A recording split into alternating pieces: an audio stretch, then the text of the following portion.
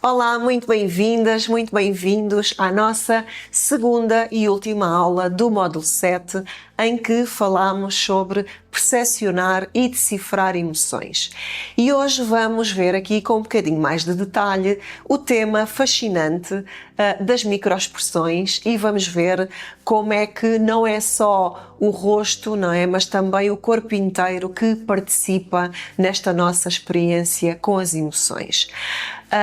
E vamos começar precisamente pelas microexpressões, que são de facto uma espécie de janela, não é, de porta para aquilo que é a nossa verdade emocional, digamos assim.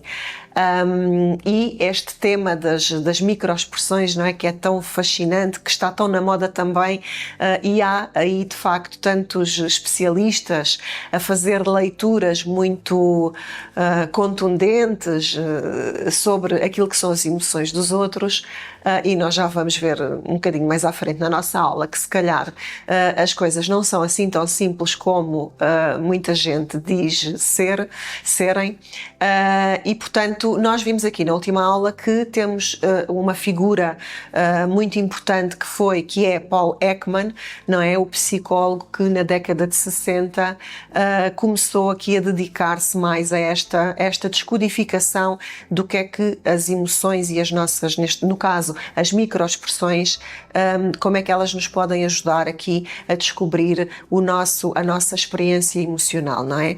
E no fundo este autor, ele de facto veio revolucionar e veio aqui dar origem a esta área de estudo, não é? E o que é uma microexpressão? Uma microexpressão é uma expressão facial que é involuntária e que dura entre 1/20 e 1/5 de segundo, ou seja, é algo muito rápido, muito fugaz, às vezes quase imperceptível. E estas microexpressões, elas aparecem quando uma pessoa tenta de facto ali conscientemente esconder ou suprimir uma emoção, mas no fundo o cérebro emocional e toda a nossa fisiologia vai denunciar, não é? Vai deixar transparecer a verdade através do nosso rosto antes que o nosso controlo consciente, digamos assim, consiga dominar aquela expressão, não é? E, como eu dizia, e como também já vos disse na última aula, a descoberta das microexpressões começou com o Paul Ekman, precisamente quando ele estava a analisar filmagens de uma paciente psiquiátrica que ele acompanhava num hospital onde ele trabalhava, e essa paciente, ela insistia que estava bem, que estava tranquila, que estava estabilizada e queria ter alta hospitalar. A equipa médica suspeitava que ela estava ali a esconder alguma coisa e tinham a convicção, a impressão daquilo que era a avaliação que tinham feito, que ela teria ali pensamentos suicidas. E esta paciente, ela negava com todas as forças esse prognóstico, no caso, e dizia, no fundo, que estava bem e tentava comportar-se como tal. De acordo ao longo do seu comportamento, o Paul Ekman decidiu analisar as filmagens em câmara lenta dessa paciente e descobriu algo de facto extraordinário, não é? Que por frações de segundo o rosto daquela paciente mostrava expressões muitíssimo fortes de desespero, de angústia, completamente diferentes de uma certa expressão de calma, de tranquilidade que ela aparentava ter, não é? E depois, quando esta paciente foi confrontada com estas imagens em câmara lenta, ela de facto admitiu que estava a planear suicidar-se assim que saísse do hospital. E, no fundo, esta descoberta foi, de facto, um episódio com o Paul Ekman que ele relata que foi algo que o marcou muito, e porque não só salvou a vida daquela paciente, não é, e permitiu depois a que ela pudesse ter a ajuda que precisava, mas abriu aqui um campo de estudo, não é, suscitou nele esta vontade de enverdar por este campo novo, não é, de investigação sobre esta comunicação não não consciente, não é? E aquilo a que o próprio Paul Ekman começou por chamar de estudo das emoções através do rosto, não é? E depois, mais tarde, ele desenvolve aquele estudo de que vos falei na última aula, em que ele descobre a existência das tais 7 emoções básicas e que essas emoções, elas são universais, ou seja, toda a gente, independentemente do sítio em que se encontra, da cultura, do contexto, toda a gente as sente daquela forma e as expressa daquela forma muito concreta, não é? E depois, alguns anos depois, ele e um outro psicólogo chamado Wallace Friesen criam aquilo que se designa hoje como o FACS, que é a sigla para Facial Action Coding System. E este sistema, digamos assim, de codificação das expressões faciais foi originalmente, aliás, publicado em 1978 e depois foi atualizado em 2002. E, no fundo, hoje é considerado o método mais completo e padronizado de análise facial que tem, de facto, esta base científica e que permite descrever todos os movimentos faciais do ser humano que são visíveis, não é? E no fundo esta codificação, este sistema esteve também na base e está ainda hoje na base da fundamentação científica, não é? Daquilo que são esta moda também, não é? Muito por força da televisão, do cinema e inclusivamente daquela série televisiva muito conhecida que é o Lie to Me, que foi inspirado e o próprio protagonista da série é inspirado no Paul Ekman. E em vez de interpretar emoções de uma forma subjetiva, aquilo que este sistema faz é analisar o funcionamento muscular por trás das expressões, não é? Das nossas expressões faciais e vai equiparar, não é? Vai fazer corresponder essas manifestações ou movimentações dos músculos do nosso rosto, vai fazer corresponder isso a uma linguagem objetiva das nossas emoções, não é? E, portanto, este FACS baseia-se, no fundo, na ideia de que as emoções humanas se manifestam sempre através de padrões, não é? Padrões que estão identificados e que também eles são universais. Portanto, padrões musculares, não é? De movimento muscular, do rosto, que são universais.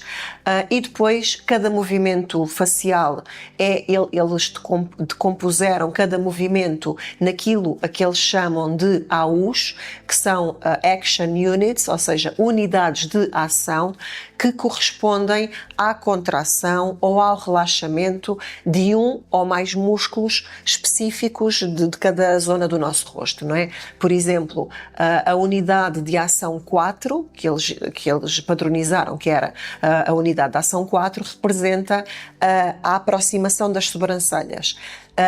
A unidade de ação 12, por exemplo, significa o sorriso, ou seja, a elevação dos cantos dos lábios. E, por exemplo, a unidade de ação 9, que é o franzir do nariz, que é típico daquilo que se entendeu e que está descrito, que é a expressão de nojo. E durante este processo de codificação, estes investigadores e as suas equipas, eles observaram aqui milhares de expressões faciais. Eu acho que ele dizia numa entrevista que tinham sido mais de 10.000 expressões faciais e identificaram quais é que eram os músculos do rosto que eram ativados em cada uma dessas expressões e que correspondem a determinadas emoções, não é? Ou seja, cada unidade de ação recebeu um número, há uma descrição objetiva para o que é que significa essa conjugação, não é? Que significa a junção de um ou mais músculos e depois vai permitir, não é, que cada pessoa, cada técnico, cada pessoa que esteja a utilizar este sistema de identificação vai identificar a mesma expressão facial da mesma forma, não é? Isso é que é padronizar o sistema. E eu aqui nos nossos conteúdos da nossa aula, eu vou-vos deixar na plataforma de ensino. Não só vão ter isto no vosso manual, mas também eu preparei uma tabela independente do FACS, onde vocês vão encontrar estas unidades de ação, a descrição de cada uma delas e depois qual é que é a emoção associada a cada uma. E depois, para além disso, este sistema, não é, também avalia a intensidade de cada movimento, também em 5 níveis, e torna de facto este sistema replicável, não é? Portanto, foi feito com base na metodologia científica e muito preciso, não é? Mas muita atenção que este FACS não interpreta emoções, ok? Ele é um sistema que descreve os movimentos dos músculos, os movimentos do nosso rosto, as nossas expressões faciais, ou seja, as interpretações que depois podem ser feitas sobre as emoções com base nessa descrição de movimentos dos músculos do nosso rosto já é algo que se faz posteriormente, não é? Com base no contexto e na tal combinação daquilo que eles chamaram as unidades de ação, ok?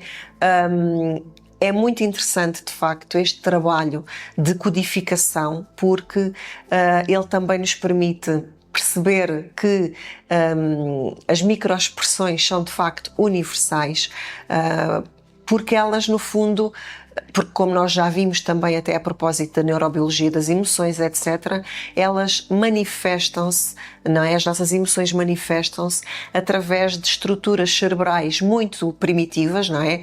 Que evoluíram até muito antes de nós termos uma capacidade de controle consciente sobre aquilo que era o nosso pensamento, não é? Ou seja, quando nós sentimos uma emoção intensa, não é? A amígdala e outras estruturas do nosso sistema límbico, não é? Enviam imediatamente sinais para os nossos músculos faciais, não é? E é isso que está aqui em causa nesta ciência, digamos assim, das microexpressões, não é? E só depois, milissegundos depois, é que o nosso córtex pré-frontal, que é depois responsável pelo controle consciente e pela racionalização daquela informação e daquela experiência, pode de facto entrar ali em ação e modificar a expressão ou tentar disfarçar a expressão daquela emoção, não é? No fundo é isso que está aqui em causa. E vamos então ver aqui muito rapidamente as 7 emoções básicas. Começamos pela microexpressão da alegria, que é talvez aquela que é mais fácil de reconhecer, não é? E esta microexpressão relacionada com a alegria, ela envolve uma elevação, não é, dos cantos da boca e a contração dos músculos à volta dos olhos, não é? Como nós vimos na última aula, criando as tais rugas de felicidade, não é? Aquilo que nós vimos na última aula que era o sorriso genuíno, recordam-se? O sorriso de Duchenne, por conta do neurologista francês que estudou esse sorriso. E é, de facto, uma emoção e uma microexpressão que é impossível produzir de uma forma consciente porque nós não conseguimos controlar de uma forma voluntária os músculos à volta dos nossos olhos da mesma forma que nós conseguimos controlar os músculos à volta da nossa boca. E então, quando nós tentamos forçar um sorriso, nós não contraímos da mesma maneira, não formamos estas rugas de expressão à volta do rosto, não é? Depois temos a microexpressão da tristeza, não é? Que é visível ali desde logo pelos cantos da nossa boca que ficam mais descaídos, a mesma coisa em relação às nossas pálpebras, aos nossos olhos, e temos no fundo uma expressão geral de peso no nosso rosto, não é? É como se todos os músculos faciais descaíssem, como se a pessoa não tivesse energia para manter a sua expressão erguida, não é? E muitas vezes há também um ligeiro tremor no lábio inferior. Depois temos a raiva, e a raiva manifesta-se através do franzir das sobrancelhas, do apertar dos lábios e, às vezes, da dilatação das narinas. Os músculos da testa também podem contrair-se e criam umas rugas verticais entre as sobrancelhas. e toda a nossa expressão facial transmite ali uma sensação de força e de tensão muscular, não é? Porque acaba por ser uma expressão que acompanha depois toda uma outra dinâmica do próprio corpo, não é? Mas é uma expressão que prepara o nosso rosto e o nosso corpo para o confronto, não é? Depois temos o medo, e o medo mostra-se através de um arregalar dos olhos, da elevação das sobrancelhas e da nossa boca ligeiramente aberta. É como se o rosto se abrisse ali para receber o máximo de informação, não é, do ambiente, relativamente à possibilidade de existência de uma ameaça, não é? As nossas pálpebras superiores ficam mais abertas, não é? E esta parte branca dos nossos olhos fica mais visível, não é? Depois temos a expressão da emoção de surpresa, que é muito parecida com o medo na parte superior do rosto, mas distingue-se porque tem uma abertura mais pronunciada, digamos assim, da boca, e não existe aquela tensão muscular que está associada ao medo. Ou seja, é uma expressão de abertura total, como se o cérebro estivesse ali a dizer: preciso de processar esta informação que de certa forma é inesperada, não é? Depois temos o nojo, e o nojo manifesta-se na nossa expressão do rosto, principalmente na parte inferior, porque pode haver ali normalmente há uma elevação do lábio superior, há um franzir do nariz e às vezes há a colocação da língua para fora. Ou seja, é como se o corpo estivesse ali a preparar-se para expelir, não é? Para rejeitar alguma coisa que é desagradável. E é muito interessante que esta expressão facial, ela pode surgir em nós, não só para aquilo que é o nojo físico, digamos assim, mas também para uma emoção relacionada com o nojo que os autores chamam de nojo moral ou social. Depois temos o desprezo, e o desprezo é também uma emoção e é uma microexpressão muito interessante, porque é a mais assimétrica das expressões, ou seja, há ali uma certa elevação apenas de um canto da boca, e cria ali uma espécie de meio sorriso, um meio sorriso que mostra que aparenta ser sarcástico, ou seja, é de facto a única expressão emocional que é naturalmente assimétrica, ou seja, que faz com que o rosto fique com uma assimetria, não é? Que um lado não é igual ao outro, ao contrário das outras emoções que tendencialmente são simétricas. E esta expressão também denuncia uma sensação de superioridade ou de desdém. E aqui o reconhecimento desta microexpressão e de todas as outras, e não só destas emoções, destas 7 emoções básicas, mas de todas as combinações que podem existir quando estamos a falar de situações mais complexas e de emoções complexas. O que é importante também para vocês terem presente é que esta informação não serve para ler mentes, não é? Mas para aumentar a nossa consciência emocional e também a nossa empatia, não é? Porque é uma informação e é uma técnica, no caso aqui, que nos permite compreender que as emoções humanas, lá está, nem sempre são lineares, não são simples, e que muitas vezes há de facto uma incoerência ou uma discrepância, digamos assim, entre aquilo que nós sentimos, entre aquilo que nós mostramos, e no fundo aquilo que nós mostramos é aquilo que nós conseguimos expressar até conscientemente, não é? E é muito importante compreender que as microexpressões, elas não são detectores de mentiras, ao contrário daquilo que muita gente apregoa, não é? No fundo, as microexpressões, elas mostram emoções genuínas, não é, verdadeiras, mas essas emoções, elas podem ter de facto causas muito diferentes e têm que ser analisadas no contexto em que elas acontecem. Ou seja, uma microexpressão, por exemplo, de medo pode, se vocês estiverem no vosso contexto terapêutico de acompanhar um cliente, pode simplesmente significar que o cliente está assustado, por exemplo, com o tema da conversa, mas também pode simplesmente significar que ele está nervoso, quer porque está ali em terapia, numa sessão, ou porque simplesmente lhe veio à cabeça ali por momentos alguma coisa assustadora, uma memória que o assustou de alguma forma, que pode nem estar relacionado com aquilo que está ali a ser conversado. Ou seja, é muito importante reconhecermos que a existência até da microexpressão é de facto, pode ser ali um primeiro passo, digamos assim, para se explorar uma situação que possa ter um bocadinho mais de profundidade, não é? No fundo, em contexto de terapia, é muito importante vocês também terem esta cautela, no fundo, de tentarem compreender o que é que essas microexpressões significam também no contexto da relação terapêutica, não é? Quando vocês, por exemplo, veem um cliente que deixa transparecer ali uma microexpressão de medo, e esse cliente pode, por exemplo, estar a falar sobre a sua infância, e isso pode de facto indicar que pode haver ali uma situação mais traumática que não está resolvida, não é?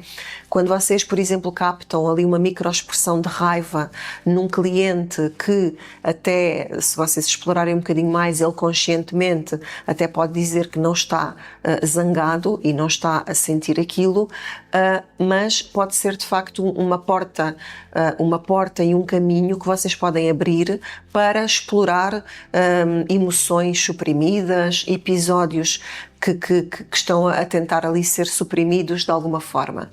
Portanto, as microexpressões, elas devem sempre ser interpretadas no contexto do cliente, no contexto da pessoa com quem vocês se estão a relacionar, e sempre como uma possibilidade de ser um ponto de partida para explorar e não uma verdade absoluta, não é? E uma conclusão definitiva, não é? Identificar a microexpressão e achar que está ali fechada uma conclusão e uma interpretação imediata e pragmática daquela emoção. E vocês, quando efetivamente observam uma microexpressão que vocês sentem que é incoerente com aquilo que o cliente vos está a dizer, podem de facto usar essa informação como uma oportunidade para aprofundar o tema, não é?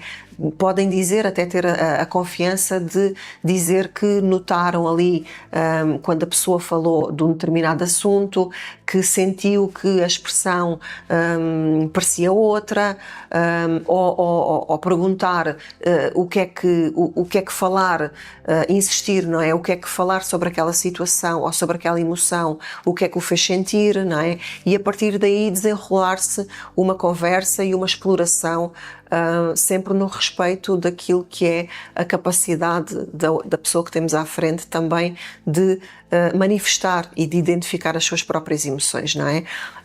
É muito importante nós nunca perdermos de vista que este trabalho e esta informação com esta técnica das microexpressões exige naturalmente, não só em contexto terapêutico, não é? Exige muita ética, muita sensibilidade, e permitam-me que vos diga isto, mas parece que estou a insistir um bocadinho neste ponto, e é verdade, mas não ficaria bem comigo se não dissesse isto muito claramente, não é?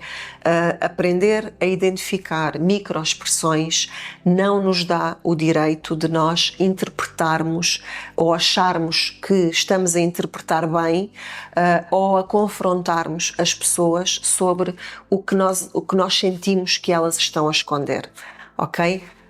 As expressões e as microexpressões, elas são apenas pistas, ou seja, elas podem nos apontar um caminho, elas por si só não provam nada e não são prova de coisa nenhuma, muito menos daquilo que é o interior emocional de alguém. ok?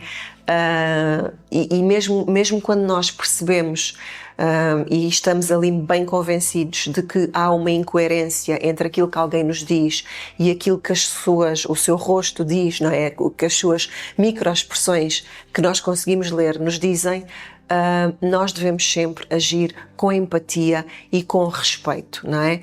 Não só na nossa vida pessoal, mas também e sobretudo em contexto terapêutico, devemos sempre respeitar o espaço emocional das outras pessoas, não é? Porque se alguém não quer ou não consegue expressar aquilo que sente, o nosso papel não é forçar, não é? Não é obrigar alguém a confessar aquilo que sente, mas é sim criar um espaço seguro onde a pessoa possa eventualmente querer expressar-se, não é? E querer transmitir-nos essa sua verdade. E também nós aqui estamos neste contexto de estudarmos e de treinarmos a nossa inteligência emocional, não é? E, portanto, um dos objetivos da inteligência emocional não é detectar mentiras, não é? Mas é, eventualmente, reconhecer no outro que pode haver ali alguma coisa que a pessoa não está a ser capaz de manifestar, desde logo porque ela pode não ter essa consciência, não é? Pode não ser autoconsciente emocionalmente e a nós compete-nos ouvir, saber ouvir, tentar desenvolver e criar ali um espaço seguro para que a outra pessoa se manifeste e não julgarmos, não é? Não darmos estes vereditos e estas interpretações precipitadas sobre a leitura das microexpressões. Como terapeutas, como formadores e na vossa vida pessoal, nós devemos usar este conhecimento e esta ferramenta em concreto desta codificação das microexpressões como uma ferramenta de empatia, de desenvolvimento desde logo da nossa própria consciência e também de tentarmos ensinar isso ao outro, não é? Aos nossos clientes, aos nossos filhos, às pessoas a quem queremos também transmitir esta mensagem e contagiar de certa forma com este conhecimento. Nunca, em momento algum, este conhecimento, esta ferramenta pode servir como uma posição de poder, não é, da nossa parte sobre o outro, muito menos de manipulação, não é? E pronto, agora que fiz aqui o meu disclaimer, porque acho que era muito importante esta referência, porque banaliza-se, acho que se tem banalizado um bocadinho esta informação e este conhecimento sobre as microexpressões e às vezes vê-se muita informação que é precipitada, que não tem em conta o contexto, que alguém que não conhece minimamente o outro, nem o contexto daquela pessoa, a sua vivência e desatar ali a darmos vereditos e a fazermos análises da leitura corporal daquilo que a pessoa está ali a transmitir, parece-me profundamente errado. E agora vamos aqui passar a outro ponto e vamos expandir a nossa compreensão para além daquilo que é o rosto, não é? Porque as microexpressões tendencialmente focam-se no rosto, mas temos também que ver que todo o nosso corpo participa na nossa experiência emocional, não é? E esta é uma área onde o trabalho de investigadores como o Scott Lyons, o Peter Levine, o Bessel van der Kolk e outros autores desta leva, digamos assim, têm sido de facto, têm feito um trabalho muito importante nesta área e felizmente é um trabalho já muito bem acolhido, muito bem fundamentado e cada vez mais reconhecido, e ainda bem. E começamos aqui pelo Scott Lyons, que é um terapeuta somático, não é? É investigador e ele utiliza muito aquela expressão que eu acho que já vos falei aqui, que a palavra emotion tem motion, não é? No seu conteúdo, ou seja, emoção é de facto movimento, é movimento corporal.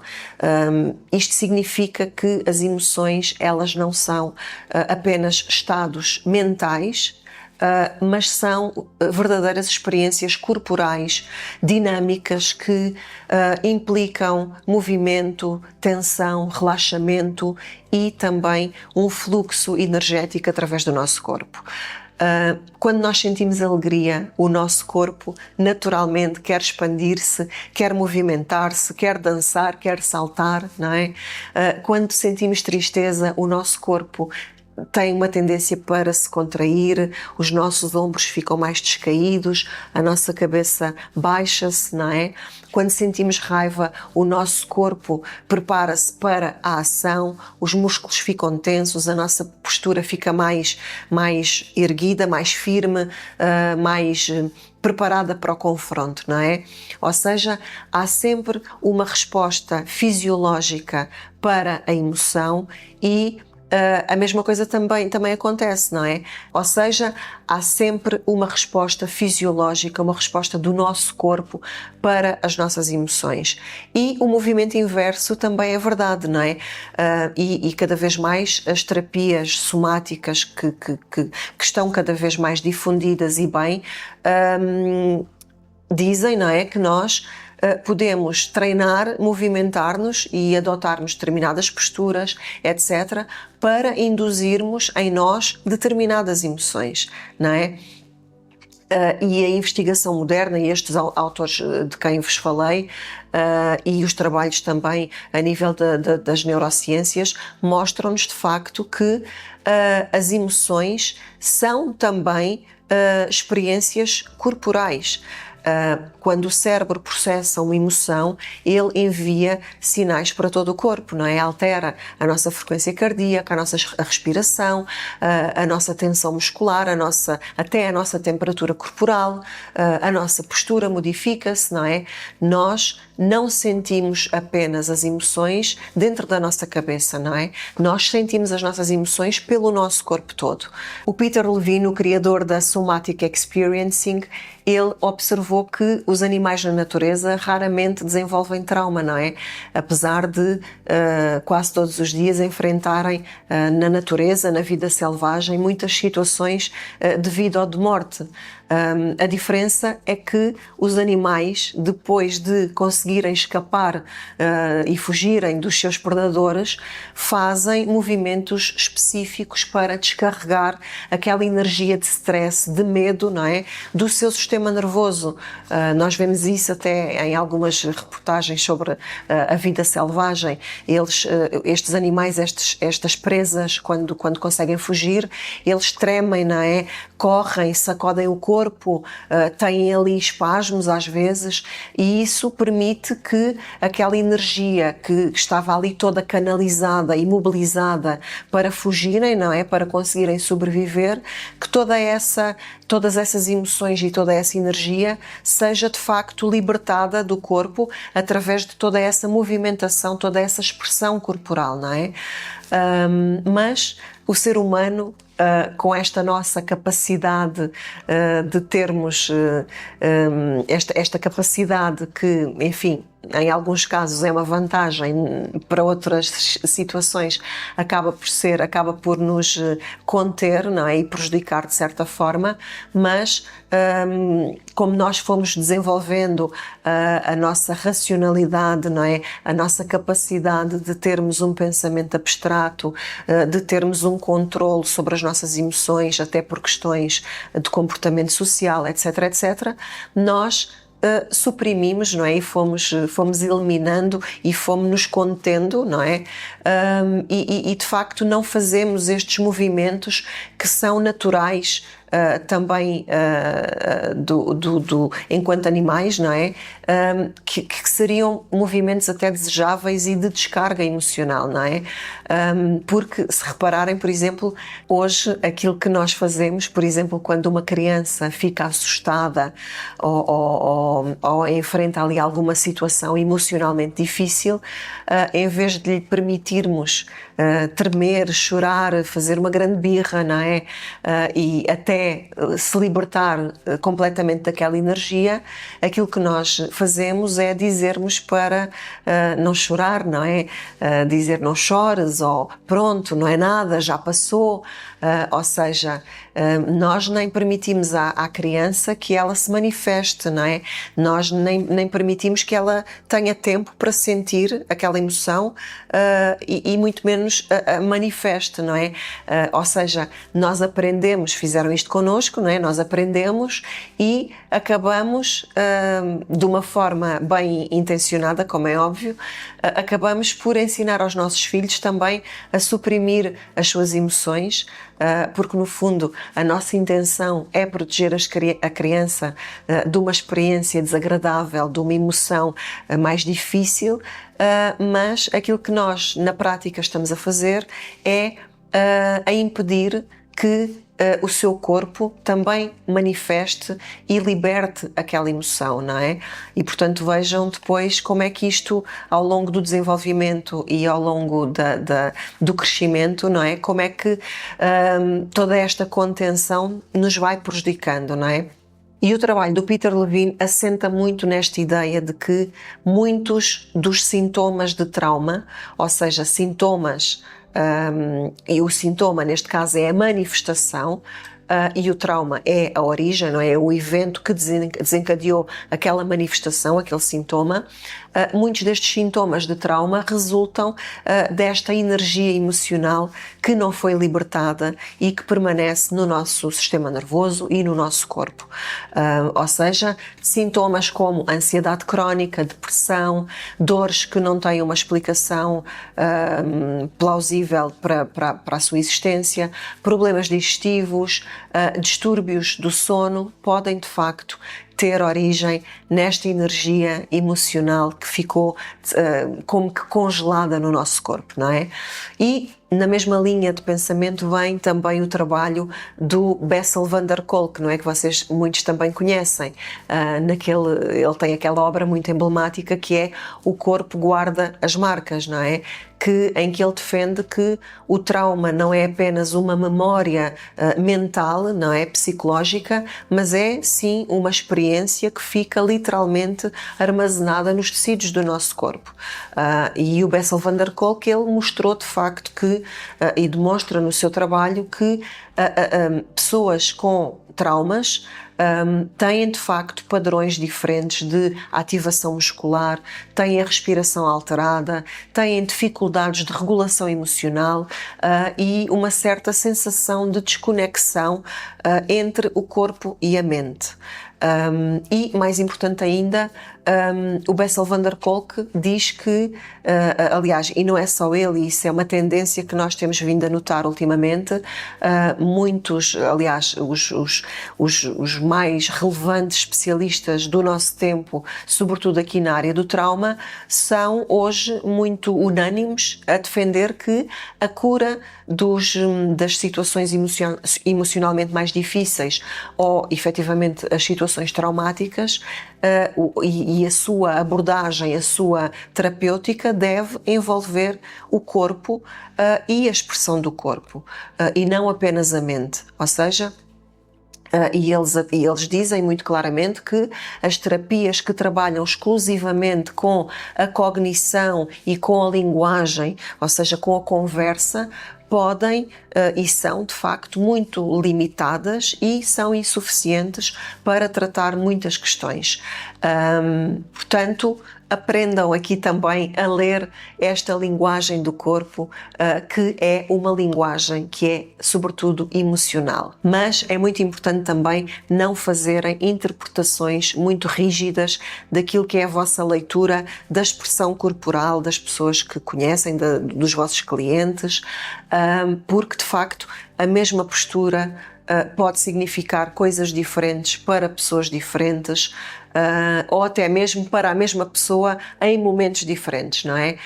O importante é que vocês consigam desenvolver sensibilidade, não é? Para estas pistas, para as pistas do rosto, não é? Quando falamos das microexpressões, quer também para as pistas corporais, e usar depois essa informação para compreenderem, no caso, também o estado interno dos vossos clientes, não é? E depois existe um outro conjunto também de pistas corporais de leitura que vocês podem fazer, não é? Na última aula falámos sobre a questão da voz, do tom de voz, da forma como falamos, da forma como gesticulamos, da forma como respiramos, não é? Observar a respiração do vosso cliente, das pessoas, pode de facto dar-vos informação muito importante sobre aquilo que é o seu estado interno, não é? E, mais importante até, trabalhar com a respiração pode ser de facto uma forma muito impactante, não é? E é de facto uma ferramenta muito útil para ajudarem os vossos clientes a regularem o seu estado emocional. Quando ensinam um cliente a respirar profundamente, a respirar de forma consciente, como já vimos, estão de facto a dar-lhe uma ferramenta muito, muito útil e sempre disponível para que ele possa influenciar o seu sistema nervoso, não é? E autorregular-se. E depois temos a questão da postura também, que também conta ali uma história emocional, não é? Uma postura erguida, aberta, geralmente reflete ali uma sensação de confiança e um certo bem-estar emocional, enquanto que uma postura mais curvada pode refletir ali um estado mais deprimido, ou de vergonha, ou de cansaço. Uma postura mais rígida pode indicar ali alguma ansiedade, uma situação de controlo, até situações de trauma também se podem manifestar como uma postura corporal muito rígida. Alguém que tem uma postura que não está, que está constantemente em movimento, que não está sossegado, digamos assim, pode denunciar ali uma certa agitação interna, não é? Ou uma certa dificuldade em estar presente. Os gestos das nossas mãos, não é? Os movimentos que fazemos com as mãos também podem dar-nos pistas sobre aquilo que é o nosso estado emocional. Mãos que se movimentam de uma forma livre, de uma forma expressiva, geralmente mostram ali uma pessoa que se sente segura para se expressar.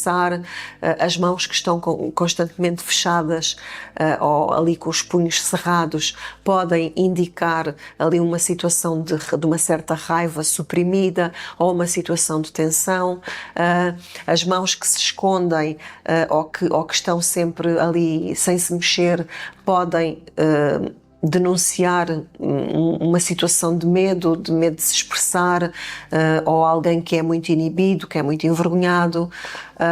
Depois temos outros fatores também, não é? Por exemplo, o contacto visual também é um indicador importante daquilo que é o estado emocional de alguém. Alguém que estabelece um contacto visual direto e confortável, geralmente indica que está presente, que está conectado.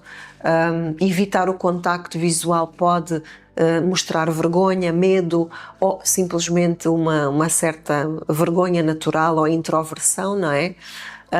Depois um contacto visual assim mais vincado, mais excessivo, pode indicar, denunciar ali uma situação de desafio, de ansiedade ou uma tentativa de controlar a interação e a dinâmica entre aquelas pessoas. E depois há uma outra capacidade que tem a ver com a capacidade de sentirmos a qualidade, se é que lhe podemos chamar assim, a qualidade energética das outras pessoas, não é? Que é também algo que se desenvolve ouvindo muito também a nossa intuição, mas desenvolve-se muito com a prática e com a atenção consciente ao vosso próprio corpo. Ou seja, por exemplo, quando estão com um cliente, parte da vossa atenção deve estar sempre sintonizada com as vossas próprias sensações corporais, porque é importante que vocês consigam sentir e perceber como é que o vosso próprio corpo responde à presença daquela pessoa, não é? Tentarem perceber se se sentem relaxados, agitados, tensos, ou se estão calmos, se estão confortáveis, porque é importante perceber isto para tentarem perceber se o vosso próprio corpo está ali a espelhar o próprio estado interno do cliente.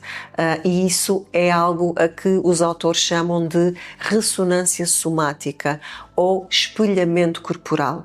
Ou seja, os vossos corpos estão constantemente em comunicação, não é? E aprender a ler esta comunicação pode, de facto, dar-vos informação muito importante sobre o estado interno dos vossos clientes.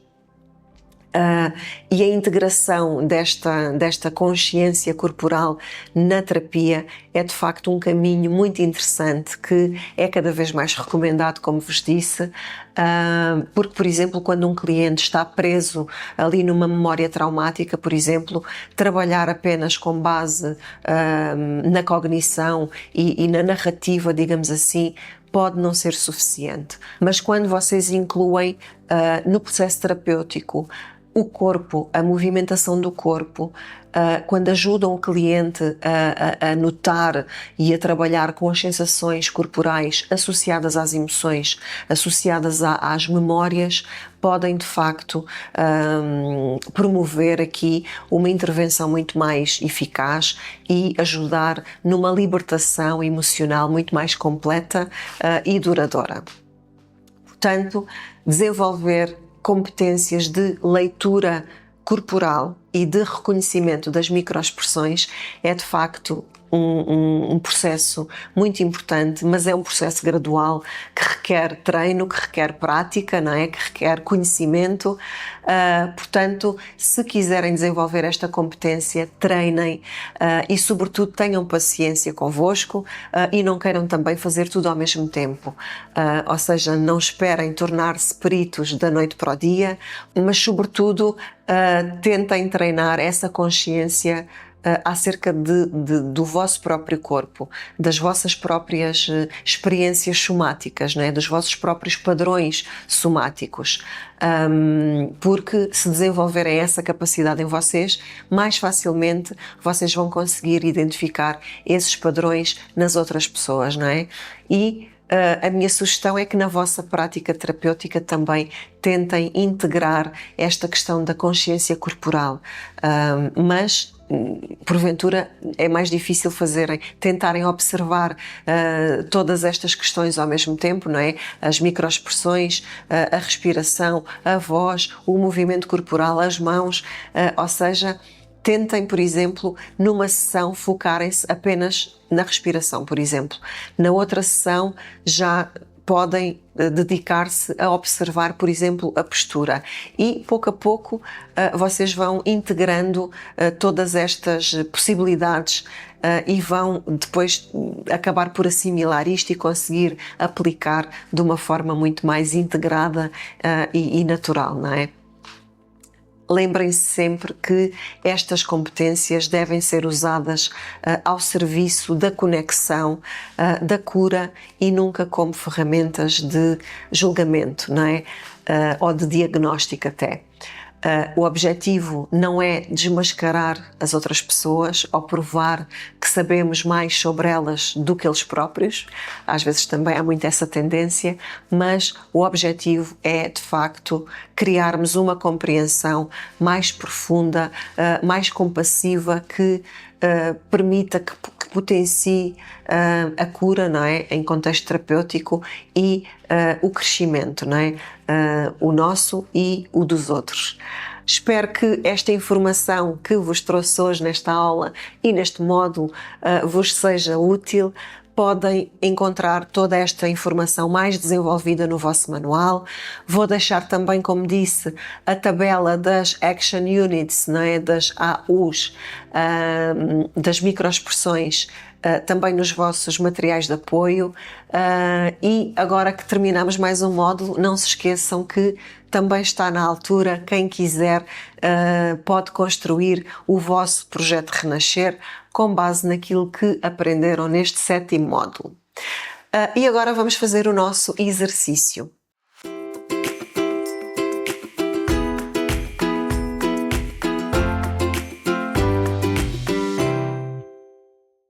Encontra uma posição confortável, senta-te ou deita-te de forma que o teu corpo se sinta seguro, acolhido, sustentado. Permite que os teus olhos se fechem suavemente, não como quem se afasta do mundo, mas como quem regressa a casa, abrindo as portas do teu universo interior.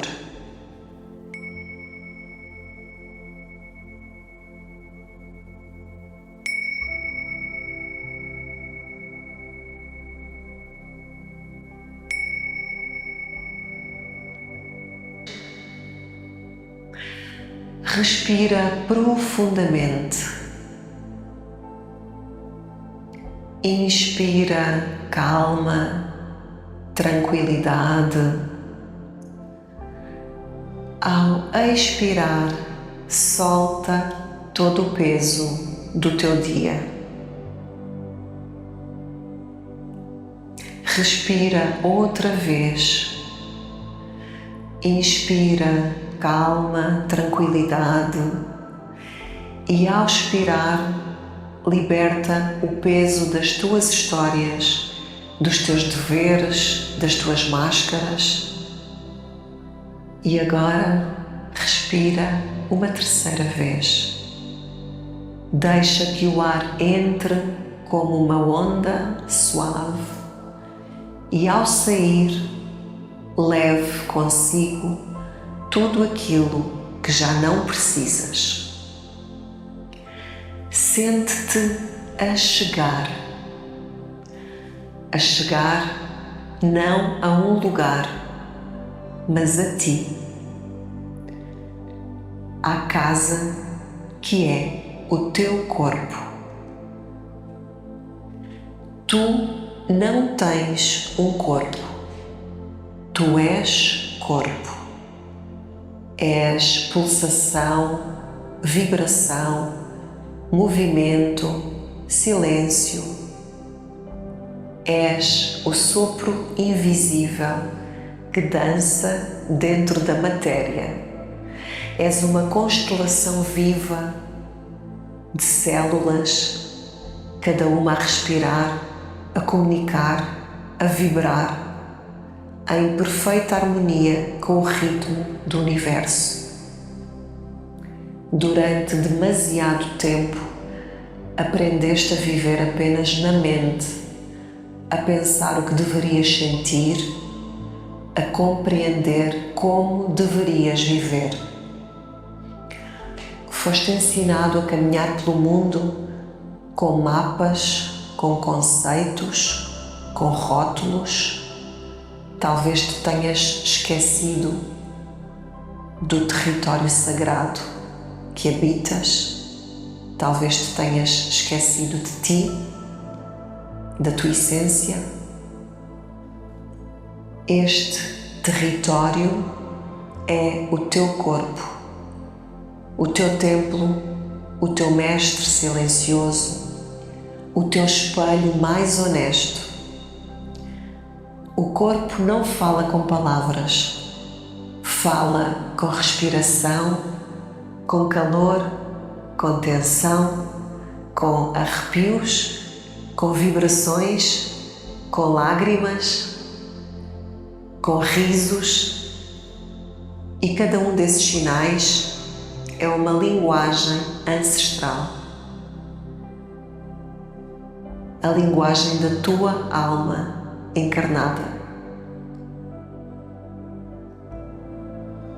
Hoje regressas a essa língua esquecida. Hoje voltas a ouvir o murmúrio antigo do teu corpo, a música de fundo que esteve sempre aí, por debaixo do ruído da tua mente. A cada respiração, ele abre-se, revela-se, entrega-te fragmentos da tua própria sabedoria. Permite-te escutar, não com a mente, mas com a tua pele, com o teu coração, com a quietude que existe entre dois batimentos do teu coração. O teu corpo é a fronteira entre o visível e o invisível. É a porta onde a consciência se faz carne e onde o espírito encontra forma. Hoje, o convite é simples. Regressa, respira, leva a tua consciência leve como uma pena até à planta dos teus pés. Sente o contacto com o chão, a terra que te sustenta sem pedir nada em troca. Sente a energia que pulsa aí, o eco silencioso de todos os passos que já deste. Não tentes mudar nada, apenas sente. O corpo não julga, não mente, apenas revela. Deixa a tua atenção subir lentamente pelas tuas pernas. Sente a força que te permite avançar, a flexibilidade que te ajuda a adaptar-te. Cada músculo teu guarda uma história. Hoje não precisas de compreender essa história, basta senti-la. Repousa a tua consciência na zona da tua pelvis, o teu centro de gravidade, o berço da tua energia vital. Permite que esta zona se abra, relaxe, libertando aquilo que ficou guardado. Sobe a tua atenção pela tua coluna, vértebra a vértebra, como quem acende uma escada de luz. Sente o teu abdômen, o lar das tuas emoções. Repara se há espaço para a tua respiração. Sente-a aí. Não julgues aquilo que encontras. Observa com ternura. Sente o teu peito a expandir-se e a recolher-se. No centro do teu peito, o teu coração, que bate ao ritmo da tua vida. Cada batida do teu coração é um sim à existência, é um sim a ti.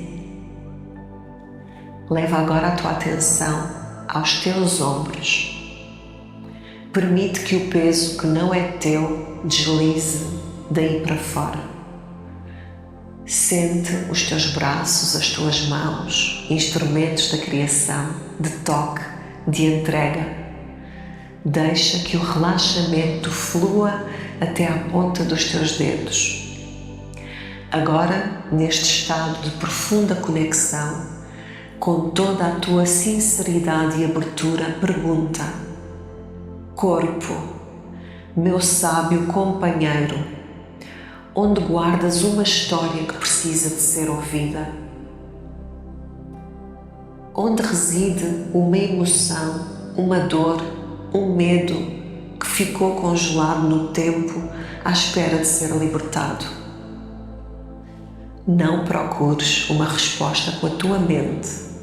Espera, ouve, sente. Talvez surja uma sensação de aperto no teu peito, um nó na tua garganta, um frio no teu estômago, uma dormência em algum lugar do teu corpo. Não importa o quão subtil seja, confia na primeira coisa que sentires. O teu corpo está a mostrar-te com a sua honestidade implacável onde é que a energia ficou presa. Onde é que uma resposta de sobrevivência ficou presa e não pôde ser libertada. Hoje vais honrar essa marca, não como uma ferida, mas como um portal para a cura. Leva toda a tua atenção e compaixão para essa área, para essa zona do teu corpo. Não para a julgar, não para analisar, não para a fazer desaparecer, apenas para estares com ela. Respira para dentro dessa sensação como se pudesses envolvê-la com o teu sopro mais gentil e caloroso. Diz-lhe silenciosamente: eu vejo-te, eu sinto-te, tens permissão para estar aqui. Como os animais na natureza que depois de um grande susto tremem e sacodem para descarregar a imensa energia da sobrevivência, o teu corpo também possui essa sabedoria. A tua única tarefa é sair do caminho e permitir que ele faça aquilo que sabe fazer. Mantém a tua atenção focada nessa sensação. Nota se há um impulso, por mais pequeno que seja, para o movimento. Talvez seja um pequeno tremor que queira começar, uma vibração, uma vontade de torceres o teu tronco, de sacudires as tuas mãos aos pés, de te esticares, de bocejar, de suspirar, de fazer algum tipo de som. Não comeces o movimento com a tua mente, sente-o a nascer de dentro da tua própria sensação. É a tua emoção a tornar-se movimento como ela precisa. É a energia traumática a encontrar finalmente o seu caminho para a libertação. Confia nesse impulso, amplifica-o gentilmente. Se sentes um tremor, deixa-o acontecer. Se sentes vontade de sacudir, sacode-te. Se sentes um som que quer sair, permite que ele saia. Estás num espaço seguro. O teu corpo está a completar um ciclo que foi interrompido há muito tempo. Estás a permitir que a tua sabedoria biológica se reequilibre. Continua a seguir estes movimentos espontâneos. Eles podem mudar, aumentar de intensidade ou diminuir. Deixa o teu corpo guiar a dança da libertação. Não há certo nem errado. Há apenas a tua verdade somática a manifestar-se. Continua nesse processo até sentires alguma mudança. Uma sensação de alívio, de espaço, de calor, de calma. Uma respiração mais profunda. É o teu sistema nervoso a dizer: está feito. Estamos seguros agora. Quando sentires que o ciclo de libertação está completo por agora, permite que o teu corpo encontre novamente a quietude. Repousa, sente o eco desta libertação a vibrar em cada célula do teu corpo. Nota o espaço que foi criado onde antes havia tensão. Nota a corrente de vida que flui mais livremente através de ti. Esta é a tua herança natural. A capacidade de sentir, de processar e de libertar. De não deixar que as experiências do passado se tornem prisões no presente. Tu és o céu e as emoções são as nuvens. Elas vêm e vão. Ao conectar-te com a sabedoria do teu corpo, aprendes a não te agarrares às nuvens, mas a repousares na vastidão do teu próprio céu interior. Lentamente, muito gentilmente, começa a trazer a tua consciência de volta ao espaço que te rodeia. Sente o chão sob ti, sente o ar na tua pele, ouve os sons à tua volta e quando te sentires pronto, e apenas quando te sentires pronto, abre os teus olhos.